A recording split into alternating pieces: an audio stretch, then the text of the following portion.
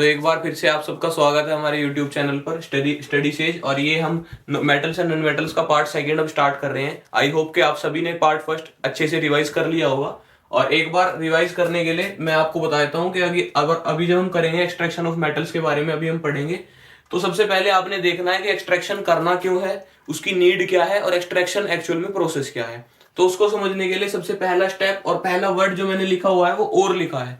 तो ओर basically naturally occurring form है किसी भी मेटल की। जैसे आप मेटल्स यूज करते हैं तो वो ऐसे ही नहीं मिल जाते हैं आपको। जैसे आपने यूज करना है, मान लीजिए कोई मेटल, आप आयरन का कुछ सामान बाजार से लेकर आए या तो बाजार में आयरन आया, तो वो ऐसे ही नहीं मिल जाएगा आपको। वो मिलेगा नेचर में in the form of ores, जो कि नेचुरली ओकरिंग मिनरल्स हैं, जिसमें आपका जो मेटल है वो होगा। अलोंग विद दैट उसके साथ होंगी कई सारी इंप्योरिटीज, या तो वो किसी और फॉर्म में होगा, जैसे कि ऑक्साइड की, सल्फाइड की, कार्बोनेट की, इनमें से किसी भी फॉर्म के अंदर हो सकता है। उसके बाद और का आपने करना है कंसंट्रेशन। कंसंट्रेशन मतलब कि उसको पहले क्रशिंग करेंगे, फिर उसकी वॉशिंग करेंगे, तो उससे जो मड है, सैंड है, ये सारी चीजें जो एक्स्ट्रा मटेरियल्स हैं जिनकी कहीं पर भी कोई रिक्वायरमेंट नहीं है, उसको निकाल लेंगे तो थोड़ा कंसंट्रेटेड हो जाएगा। उससे फायदा ये है कि जब आप मेटल निकालेंगे तो वो प्रोसेस थोड़ी इकोनॉमिकल हो जाएगी, क्योंकि जो परसेंटेज है आपकी मेटल की वो बढ़ जाएगी। अलोंग विद दैट फिर आपने क्या करना है, इनको डिवाइड करना है तीन पार्ट में: हाई रिएक्टिविटी, मीडियम रिएक्टिविटी और लो रिएक्टिविटी। तो मैंने रिएक्टिविटी सीरीज आपको याद कराई थी, आई होप आप सबको याद होगी। अगर याद नहीं है तो एक बार रिवाइज कर लेते हैं दोबारा एक साथ मेरे साथ, एक बार मेरे साथ बोलिए: potassium, sodium, calcium, magnesium, aluminium, zinc, iron, lead, copper, mercury, silver, gold. इसको हमने डिवाइड करा है तीन ग्रुप्स के अंदर, जो कि मैंने यहाँ पर लिखे हुए हैं, हाई, मीडियम और लो। तो सबसे पहले हमारे हाई रिएक्टिविटी के मेटल्स हैं, जो कि है पोटेशियम, सोडियम, कैल्शियम, मैग्नीशियम और एल्यूमिनियम। उसके बाद जिंक, आयरन, लेड और कॉपर, ये आपके मीडियम रिएक्टिविटी के साथ आते हैं। और मर्क्यूरी, सिल्वर, गोल्ड जो है वो लो रिएक्टिविटी है उन सभी की। अभी जो डिपेंड करेगा मेथड, वो डिपेंड करेगा रिएक्टिविटी के ऊपर कि आप उसको कैसे एक्सट्रैक्ट कर रहे हैं, कैसे आप उसको प्योर फॉर्म में एक यूजेबल फॉर्म के अंदर ला पा रहे हैं। तो जैसे अगर मैं हाई रिएक्टिविटी की बात करूं, तो हाई रिएक्टिविटी के लिए देखिए, आपको पता है कि वो सबसे ज्यादा रिएक्टिव है, तो एटलीस्ट आप किसी और मेटल को यूज नहीं कर सकते उनको डिस्प्लेस करने के लिए, क्योंकि उससे जो भी सारे मेटल्स होंगे वो उनसे कम ही रिएक्टिव होंगे, तो वो डिस्प्लेस नहीं कर पाएंगे उनको। तो इनका जो स्टैंडर्ड मेथड है वो है इलेक्ट्रोलाइसिस का, जिससे कि आपको प्योर मेटल मिलेगा।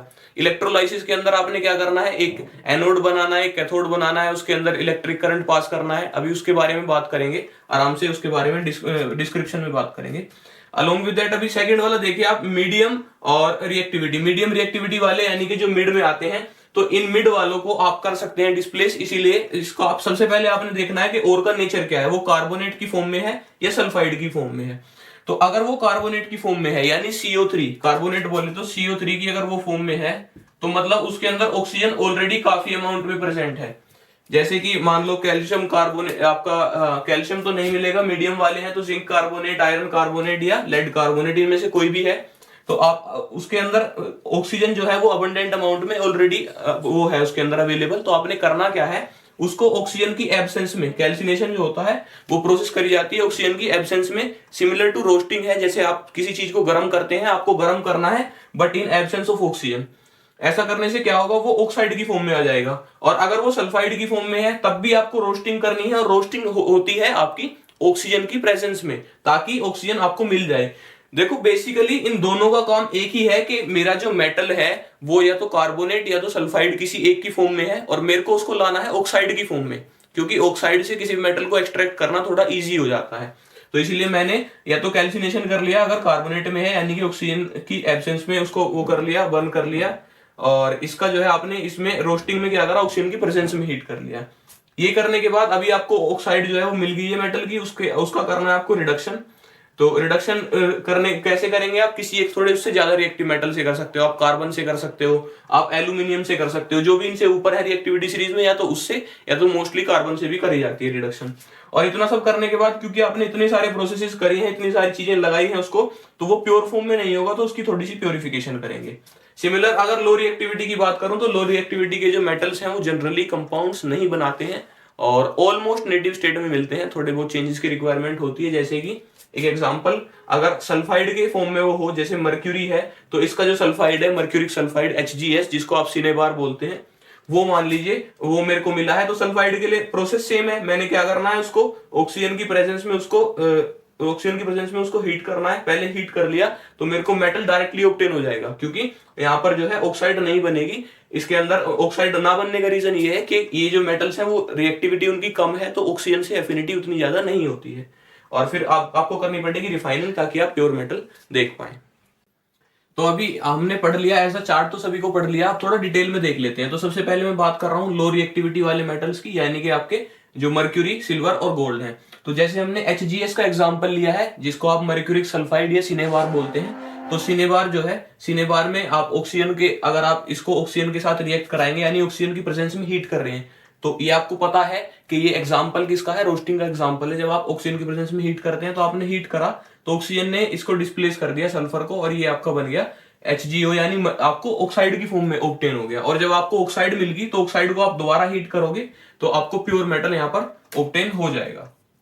तो so this is the way for the low reactivity metals. इसके बाद है आपके मीडियम रिएक्टिविटी। तो मीडियम रिएक्टिविटी के अंदर ये जो आपका रोस्टिंग है और कैल्सिनेशन है, ये दोनों पैरेलली चलेंगे, क्योंकि वो डिपेंड करेगा नेचर के, आपका जो नेचर है और का वो कैसा है, कि वो आपका जो है वो सल्फाइड की फॉर्म में है या तो वो कार्बोनेट की फॉर्म में है। अगर वो कार्बोनेट की फॉर्म में है तो मैं कैल्सिनेशन यूज करूंगा। और कैल्सिनेशन में मैंने करना क्या है, जो कार्बोनेट है उसको हीट करना है आपको ऑक्सीजन की एब्सेंस में, और ऑक्सीजन की एब्सेंस में हीट करेंगे तो ये CO2 अलग और जिंक ऑक्साइड अलग मिल जाएगा। सिमिलर अगर रोस्टिंग के लिए मैं तभी बात करूंगा अगर सल्फाइड और है, और अगर और सल्फाइड है तो मैं उसको ऑक्सीजन के प्रेजेंस में मैंने हीट करना है।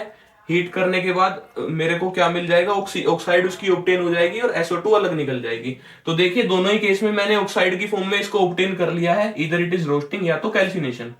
और जब मैंने ऑक्साइड की फॉर्म में इसको मैंने ऑब्टेन कर लिया, तो मैंने इसको रिड्यूस करा दिया विद कार्बन, क्योंकि ये लो रिएक्टिविटी मेटल्स हैं, वो मीडियम रिएक्टिविटी मेटल्स हैं आपके, तो कार्बन इससे ज्यादा रिएक्टिव है, तो वो इजीली इसको डिस्प्लेस कर पाएगा। तो इसने कार्बन ने इसको डिस्प्लेस कर दिया, यहाँ से ऑब्टेन हुई कार्बन मोनोऑक्साइड, जो कि आपके काम की नहीं है, लेकिन प्योर मेटल यहाँ से हमको मिल जाता है। ठीक है, तो ये तो बात हुई मीडियम रिएक्टिविटी की। अब वैसे तो मीडियम रिएक्टिविटी आपका जो है यहाँ पर फिनिश हो जाता है, लेकिन एक जो काफी ज्यादा इंपॉर्टेंट चीज है वो मैं आपको बता देता हूं, जो कि मीडियम रिएक्टिविटी का ही पार्ट है। तो ये जो मैंने अभी रिडक्शन किया था जिंक का विद आपने करा था कार्बन से, तो ये इंस्टेड ऑफ कार्बन आप और भी किसी मेटल के साथ आप कर सकते हैं, जैसे कि एल्यूमिनियम या तो और जो आपके रिएक्टिव मेटल्स हैं। फॉर एग्जाम्पल, अगर मेरे को मिल जाए Fe2O3 जो कि आयरन की ऑक्साइड है, और उसमें मैंने डालना पड़ जाए, उसको मैं रिड्यूस करा सकता हूं किसकी हेल्प से, एल्यूमिनियम की हेल्प से मैं उसको रिड्यूस करा सकता हूं। तो मेरे को ऑब्टेन हो जाएगा Fe2Fe मिलेगा, प्लस में मिलेगा एल्यूमिनियम, और प्लस में मिलेगी हीट। अब ये रिएक्शन इंपॉर्टेंट क्यों है और इसका नाम क्या है ये मैं आपको बता देता हूं। तो सबसे पहले थर्मिट रिएक्शन के नाम से जो रिएक्शन है आपकी जानी जाती है, और काफी ज्यादा इंपॉर्टेंट है। इंपॉर्टेंट सिर्फ इसका एक पार्ट है, और वो है ये कि जो यहाँ पर आपको आयरन ऑब्टेन होगा वो लिक्विड की फॉर्म में होगा।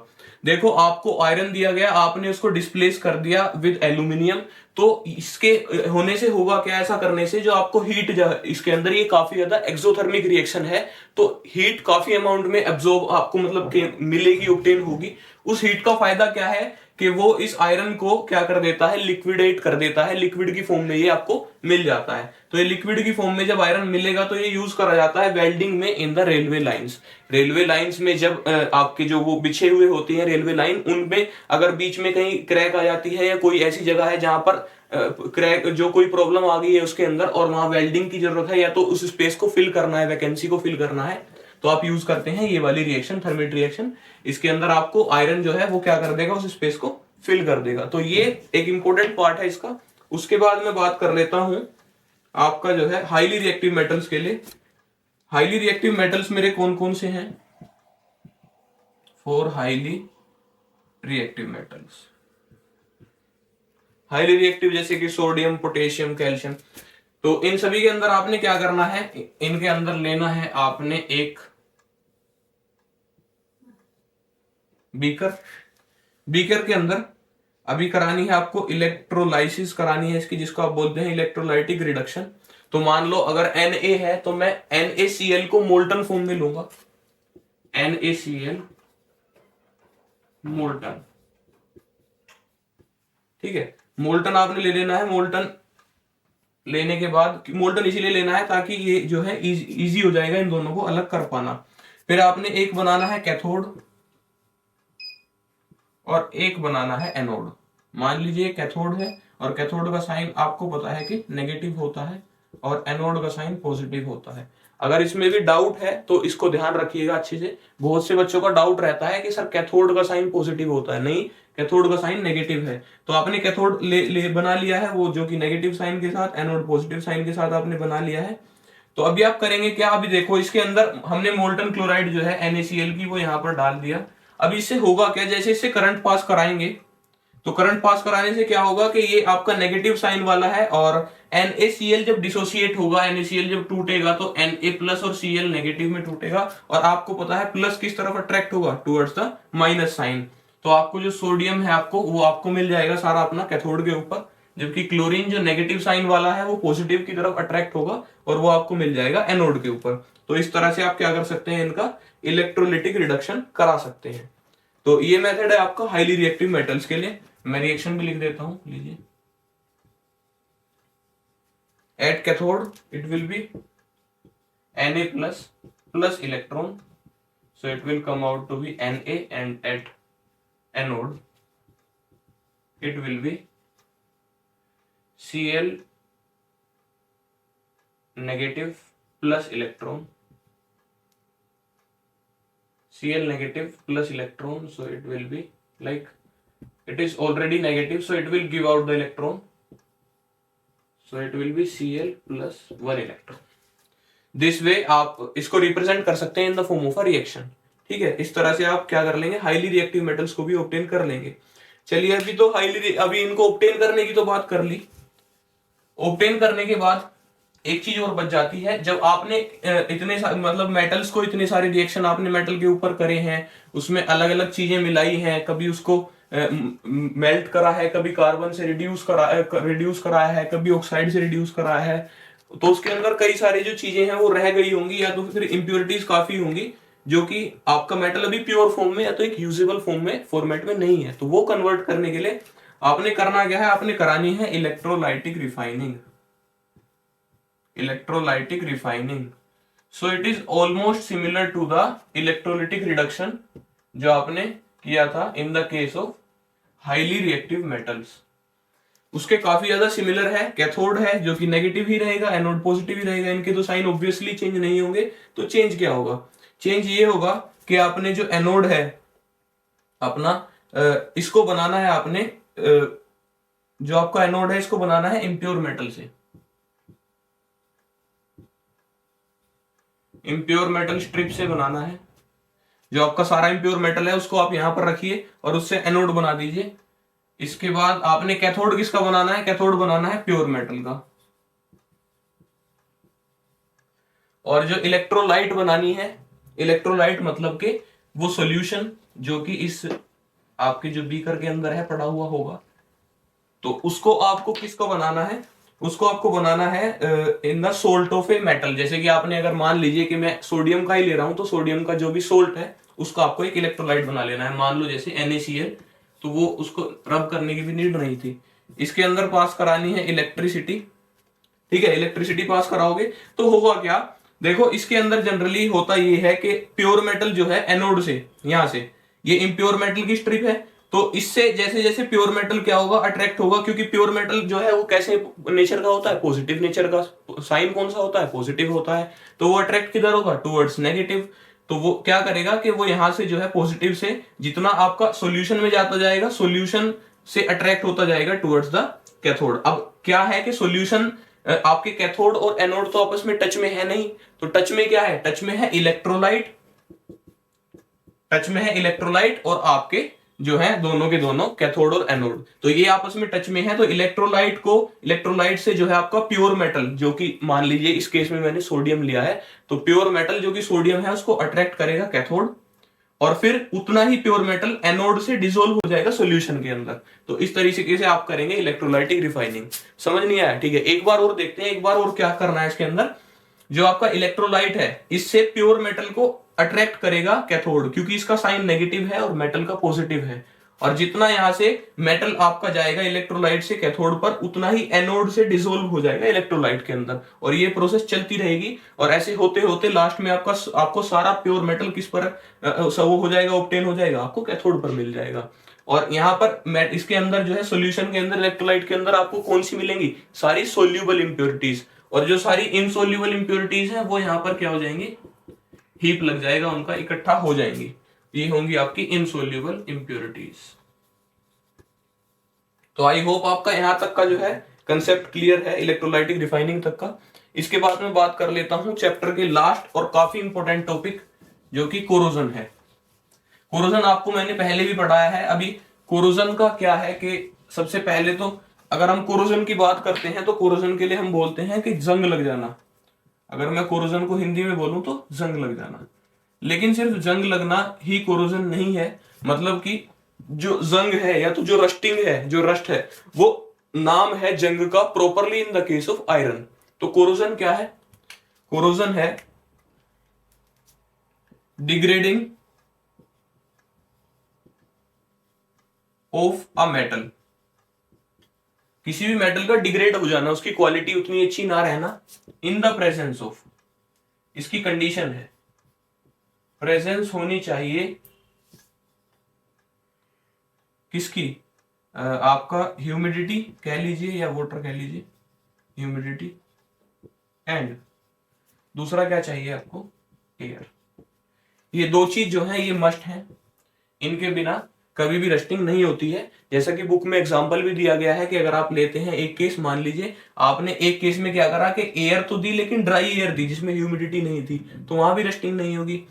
एक दूसरा केस है कि आपने क्या करा, ह्यूमिडिटी सारी सिलिका जेल से एब्जॉर्ब कर ली और एयर दी सिर्फ, तो उस केस में भी एब्जॉर्प्शन नहीं होगा। और दूसरा केस क्या है कि आपने सिर्फ पानी के अंदर डुबो दिया और उसको उसके ऊपर कैरोसिन डाल दिया, तो कैरोसिन क्या करेगा, पानी के ऊपर एक लेयर बना लेगा और एयर उसके कांटेक्ट में नहीं आएगी, तो उस केस में भी कोरोजन नहीं होगा।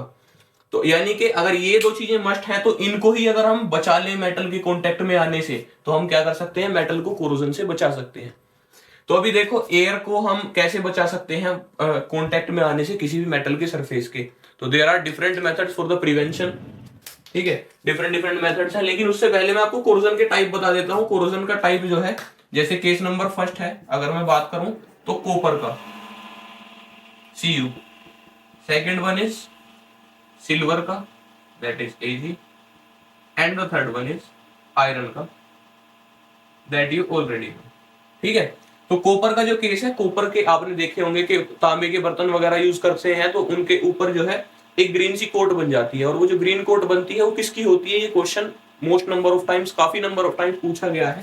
तो आपने ध्यान रखना है Cc यानी कॉपर कार्बोनेट, इसको Cc से याद रखना है, copper carbonate. Same way silver के ऊपर एक लेयर बन जाती है ब्लैकिश, जब आप सिल्वर को काफी टाइम से यूज कर रहे हैं तो एक ब्लैक कलर की लेयर उसके ऊपर बन जाती है, और वो आपने याद रखना है किससे, आप उसको याद रखेंगे Ss यानी silver sulphide.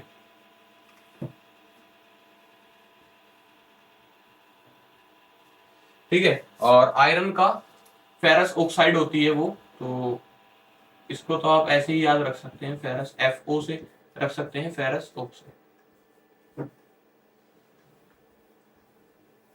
Generally iron oxide ही लिख लीजिए, Fe2O3.XH2O, ये इसका फॉर्मूला है। तो आपने फॉर्मूले भी अगर लिखने हैं तो Cu का है इसका, कॉपर कार्बोनेट का CuCO3, Ag का है Ag2S, और इसके बाद आपका जो है सिल्वर का है, आपका आयरन का है Fe2O3.XH2O। तो ये आपके जो है टाइप्स हो जाते हैं सारे कोरोजन के। कोरोजन के टाइप्स कवर करने के बाद अब मैं देखता हूं कि कोरोजन को बचाना कैसे है। कोरोजन होगा तो इससे नुकसान क्या है, नुकसान ये है कि इंडस्ट्री के अंदर या तो आप डिफरेंट डिफरेंट आप देखेंगे एस्पेक्ट्स में, जैसे कि गवर्नमेंट का या तो इंडस्ट्री का हर साल कई हजार टन लोहा जो है, या जो और सारे मेटल्स हैं मोस्टली लोहे के केस में ही, तो इतना सारा लोहा उनका हर साल खराब हो जाता है और उनको रिप्लेस कराना पड़ता है उसको। तो रेदर देन रिप्लेसिंग हम क्या करें, उसको कुछ ऐसा वे निकालें कि वो उससे कोरोजन से बचाया जा सके, बिकॉज वी ऑल नो कि prevention is better than cure. तो अगर हम बचा लेंगे तो उससे जो है खर्चा भी बचेगा। तो अभी आपने पढ़ना है प्रिवेंशन।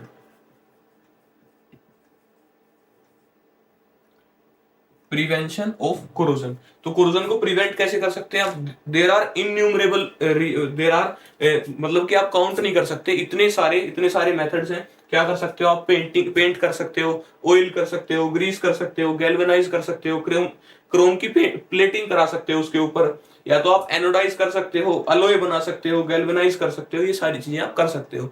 तो वन बाय वन मैं डिस्कस करता हूं। देखो, आपको ऑलरेडी पता है कि पेंट करना आप सभी जानते हैं, ऑयल करना सभी जानते हैं, ग्रीस करना इज क्वाइट इजी, गैल्वेनाइज करना, गैल्वेनाइज का मतलब क्या है? गैल्वेनाइज में क्या करते हैं आप जनरली? गैल्वेनाइज में आपको क्या करना है?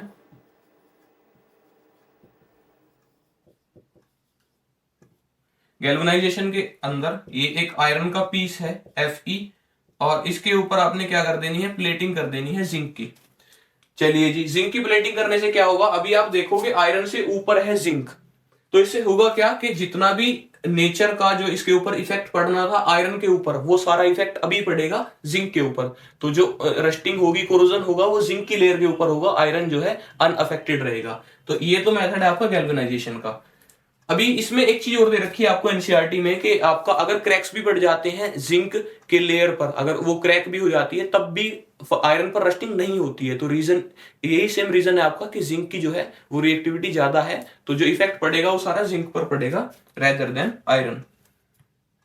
इसके बाद आपने देखना है अगला एग्जांपल हमारा है आपका अलॉयज बनाने। So this is also a good method. इसके अंदर आप क्या करते हैं? होमोजीनियस सॉल्यूशन बनाते हैं। होमोजीनियस का मतलब है सर कि आपको जो उनकी अमाउंट है वो फिक्स रखनी है, कि अगर एक जो मेटल है आपका वो 5% आना है तो वो 5 ही डलेगा, आप उसको 6 नहीं कर सकते, 4 नहीं कर सकते। तो होमोजीनियस सॉल्यूशंस होते हैं किसके? मेटल्स और नॉन मेटल्स के, या मेटल्स और मेटल्स के। उसमें आप क्या करेंगे कि एक मेटल को, जैसे कि आपने क्या कर लिया, उसको पिघला लिया, ठीक है, मेल्ट कर लिया, फिर आपने क्या करना है, उसके साथ और मेटल्स या नॉन मेटल जो आपको डालना है उसको ऐड करेंगे, और जब वो रूम टेम्परेचर पर आ जाएगा, नॉर्मलाइज हो जाएगा, तो वो एक एलॉय बनकर तैयार हो जाएगा। बहुत सारे अच्छे एलॉयज हैं जिनका आप यूज करते हैं नॉर्मली, जैसे कि मैं आपको एग्जांपल्स के साथ बताता हूं। एग्जाम्पल की अगर मैं बात करूं तो सबसे पहले है मेरा स्टेनलेस स्टील। ये सर स्टेनलेस स्टील जो है ये कोई अलग से आइटम नहीं है, ये क्या है? सिर्फ आयरन के अंदर आपने डालना है थोड़ा सा, आयरन के अंदर आप डाल दोगे क्रोमियम और डाल दोगे निकेल, ठीक है। आयरन के अंदर क्रोमियम और निकेल डाल दोगे तो उससे क्या हो जाएगा कि आपकी स्टेनलेस स्टील बनकर तैयार हो जाएगी। इसके अलावा आप जानते हैं ब्रास, इसमें क्या डालना है? और ब्रोंज, ठीक है, इसमें क्या डालना है? ब्रास के अंदर आपको डालना है कॉपर और जिंक, ब्रोंज के अंदर आपने डालना है कॉपर और टिन, ठीक है। ये चीजें आपने इसके अंदर डालनी है। इसके बाद आता है हमारा, देखिए गोल्ड जो हम यूज करते हैं जनरली वो प्योर गोल्ड नहीं होता है, और रीजन बीइंग कि अगर आप प्योर गोल्ड यूज करेंगे तो वो काफी ज्यादा सॉफ्ट है, तो उसको जो 24 कैरेट गोल्ड होता है वो काफी ज्यादा सॉफ्ट होता है, तो उसको आप ऑर्नामेंट्स की शेप नहीं दे पाएंगे, वो मेल्ट हो जाता है।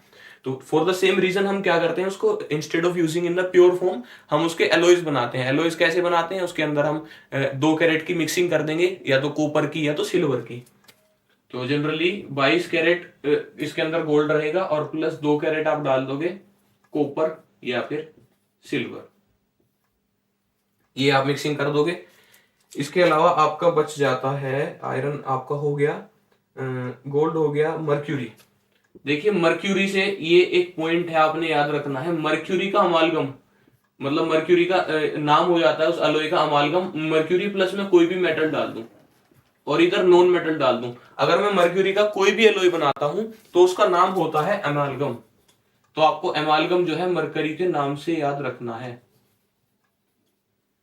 ये हुए आपके। इसके बाद आपका जो है एक लास्ट बचता है जो कि है सोल्डर, तो यहीं कहीं लिख देते हैं ताकि आपको देखने में भी प्रॉब्लम ना हो। तो सोल्डर जो है आपका लेड और टिन से मिलकर बनता है, और इसका पर्पस क्या है? ये वेल्डिंग के लिए यूज होता है, वेल्डिंग की जो वायर्स होती हैं उसी में ये भी यूज किया जाता है, ठीक है। तो ये सारे आपके एलॉयज हैं जो कि आप बनाते हैं टू प्रिवेंट कोरोजन। इसके अलावा मैंने जो मेथड्स बताए थे आपको, एनोडाइजिंग बताया था, एनोड बनाते हैं। एनोडाइजिंग में भी यही होता है कि कोई दूसरा मेटल कनेक्ट कर देते हैं उससे, जो कि उससे ज्यादा रिएक्टिविटी का होता है, तो होता क्या है, अल्टीमेटली वही मेटल आपका जो है डिसरप्ट होता है, उसी के साथ कोरोजन होता है और आपका आयरन का जो भी मटेरियल है वो बचा रह जाता है। तो ये सारे आपके मटेरियल्स हैं जिनको आप यूज कर सकते हैं टू प्रिवेंट कोरोजन। और यहाँ पर आपका चैप्टर खत्म हो जाता है। अगर कोई भी डाउट्स हैं आपको मेरे को क्या करना है कि कमेंट्स में पोस्ट करने हैं, मेरे को बताना है, आपको उनका जो है रिप्लाई में डाल दूंगा। अलोंग विद दैट, अगर कोई चीज समझ नहीं आई है या कोई कंसेप्ट ऐसा है जो अभी थोड़ा आपको लगता है कि क्लियर नहीं है, तो वीडियो आपने एक बार फिर बैक से वापस से देख लेनी है, तो आपको वो भी क्लियर हो जाएगा। Thank you.